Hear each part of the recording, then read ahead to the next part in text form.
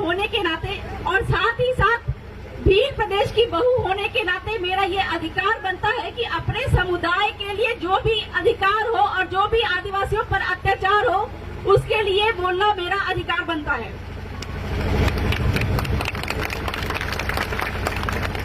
आज हम लोग यहाँ पर कलेक्ट्री में एकत्रित हुए हैं अपने आदिवासी भाई प्रकाश वीर को न्याय दिलाने के लिए एकत्रित हुए हैं। भाइयों, कलेक्टर महोदय जो है वो भारत का संविधान नहीं जानते हैं, तो हम लोग आज यहाँ पे उनको भारत का संविधान बताने के लिए, पढ़ाने के लिए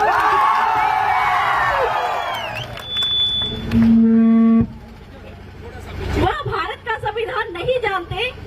यह हम इसलिए कर रहे हैं क्योंकि भारत के संविधान में, कानून में, संविधान में जो भी जमीन के अधिकार हैं, आदिवासियों के जमीन के अधिकार है, वो कलेक्टर महोदय नहीं जानते हैं।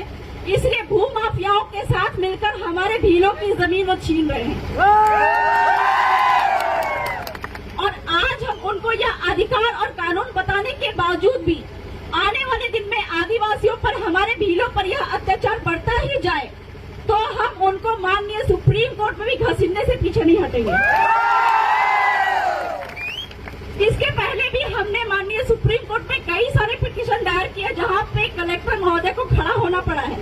तो कलेक्टर महोदय ये समझ ले कि वो कानून, संविधान की कसम खा के आते हैं, वो अपने अनुसार कुछ भी नहीं कर सकते और हम आदिवासियों को जितने भी अधिकार प्राप्त है वह अधिकार हमको संविधान के तहत है और हम आदिवासी, हम भी जो है वह संविधान का पालन करते हैं।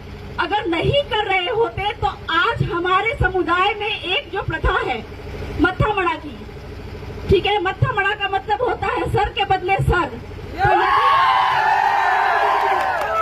अगर हम संविधान नहीं मान रहे होते तो जिन लोगों ने, जिन भूमाफियाओं ने हमारे प्रकाश भील का पैर काटा तो हम भी उनका पैर काट चुके होते। लेकिन चूंकि हम संविधान, कानून का पालन करते हैं और साथ ही साथ में हमारे जो अगुआ जन ने बोला भी है कि आप आदिवासियों को लोकतंत्र नहीं सिखा सकते, आपको आदिवासियों से लोकतंत्र सीखने की आवश्यकता है।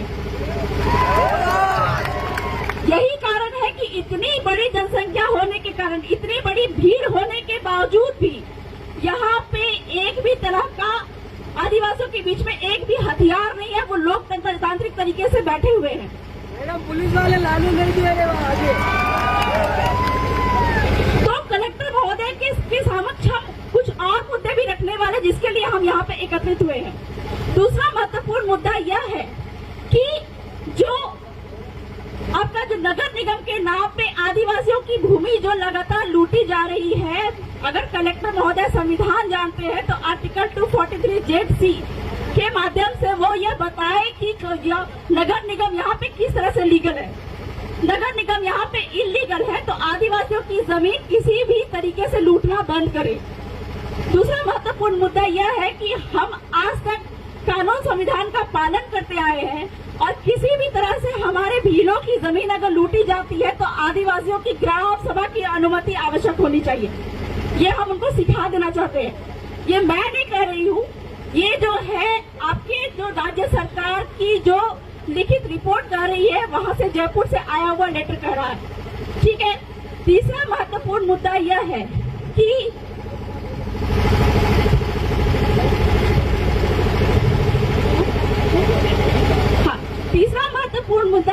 कि उदयपुर में यशोदाबाई और वालीबाई की नसबंदी के दौरान डॉक्टर की लापरवाही से मौत हो गई, ठीक है। इस मुद्दे पर हम कहना चाहेंगे कि पूरे भारत भर में सबको जग जाहिर है, पूरे भारत भर में भीलों की जनसंख्या सबसे ज्यादा है और एक डेटा रिपोर्ट के अनुसार भीलों के बीच में ही नसबंदी प्रोग्राम चलाए जाते हैं। तो हमको ये जानना है कि हमारी बढ़ती जनसंख्या से लोगों को, सरकार को क्या दिक्कत है जिस कारण से नसबंदी का प्रोग्राम हमारे बीच में ही चलाया जाता है। तो यह नसबंदी का प्रोग्राम खत्म होना चाहिए। साथ ही साथ में मैं ये कहना चाहूंगी कि जितने भी तरह के हम मुआवजा की मांग कर रहे हैं, ठीक है, ये मुआवजा की मांग को आप पूरी करिए। साथ ही साथ में जो आपका जितने भी कानून, संविधान में लिखित बातें हैं उन सभी बातों का पालन करें। तीसरी बात है कि जो हमारे आदिवासियों के के बीच में, हमारे भीलों के बीच में, जो कलेक्टर महोदय कहते हैं कि हम यहाँ पे कानून संविधान का पालन कर रहे हैं, लेकिन यहाँ पे बात आती है कि जब आदिवासियों के जो भी रूढ़ी परंपरा है, उनकी पाल व्यवस्था है, उसके अंदर में जो कानून व्यवस्था, गांव के अंदर की कानून व्यवस्था को संभालने का अधिकार और पावर आदिवासियों को दिया गया है, तो वहाँ पर पुलिस वहाँ पे इंटरफेयर क्यों करती है? ये मैं नहीं कह रही हूँ, ये आपके संविधान में लिखित है। संविधान के 5वीं अनुसूची में लिखा है कि गांव के अंदर की व्यवस्था को गांव ही संभालेगा, वहाँ पे कोई बाहरी पुलिस इंटरफेयर नहीं करेगी।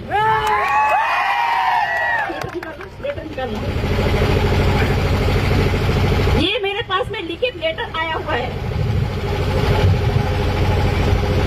हमारे जो विधायक महोदय है राम प्रसाद जी डिंडोर, उन्होंने लिखित रूप में जो आदिवासियों पे लगातार मुकदमे पे मुकदमे होते जा रहे हैं, इसके मामले में आपका जो राज्य सरकार को लेटर लिखा, कार्मिक विभाग को लेटर लिखा, और बदले में जो जवाब आया, उस जवाब में उन्होंने ये जवाब दिया कि अगर गांव जो है अपने जो मुद्दे है, गांव के अंदर का किसी भी तरह का क्राइम होता है, उसको खुद जाके थाना में नहीं लिखवाता है तो कोई भी पुलिस यहाँ पे नहीं आएगी। ये पावर दिया गया गांव को। साथ ही साथ में बहुत सारे क्वेश्चन हम लोगों ने किए थे, प्रश्न किए थे कि आदिवासियों के बीच में जो लगातार एफआईआर पे एफआईआर किए जा रहे हैं, इसको खत्म किया जाए। तो इस पे जैसा कि मैंने पहले भी बताया कि यहाँ पे आदिवासियों की गांव अगर बैठती है तो वो गांव में ही वो मैटर को निपटारा हो जाना चाहिए। हम क्या करते हैं, खुद ब खुद जाके थाना में एफआईआर करवाते हैं। तो ये अगर बंद हो जाए तो हम पे जो रोज की रोज एफआईआर हो रहे हैं वो भी बंद हो जाए। चौथा मुद्दा ये है कि जो आदिवासियों की जो विवाह व्यवस्था है, जो छोटे छोटे मुद्दे पे हम क्या करते हैं कि मियाँ बीवी में आपस में झगड़ा हो जाता है तो मामले को ले जाते हैं कोर्ट में, जबकि कोर्ट भी यहाँ पे बोलता है कि आदिवासियों की जो पाल व्यवस्था है, भीलों की जो पाल व्यवस्था है, उसी पाल में आदिवासियों के जो लड़ाई के, जो शादी विवाह के जो मुद्दे हैं, वो उन्हीं पे निपटारा होगा। लेकिन हम क्या करते हैं, ये सारे मैटर को कोर्ट कचहरी में लेके जाते हैं। तो इस तरह से जो 70 साल से हम पे जो फर्जी एफआईआर हो रहे हैं, ठीक है, ये एफआईआर होने का कहीं पे भी कानून नहीं है, कहीं पे भी संविधान नहीं है, लेकिन फिर भी हम पे फर्जी अत्याचार होते जा रहे हैं। तो इस पे भी हमको आगे जाके कलेक्टर महोदय से सवाल करना है। तो बहुत ज्यादा तो मैं नहीं कहूंगी, इतना ही कहकर मैं अपनी बातों को विराम देती हूँ। साथ ही साथ मैं फिर से कहना चाहूंगी कि कलेक्टर महोदय अगर हमारी मांगों को नहीं मानते हैं तो आगे जाके हम उनको सुप्रीम कोर्ट के सामने भी खड़े करेंगे। बहुत बहुत जोहार, बहुत बहुत धन्यवाद बबीता जी।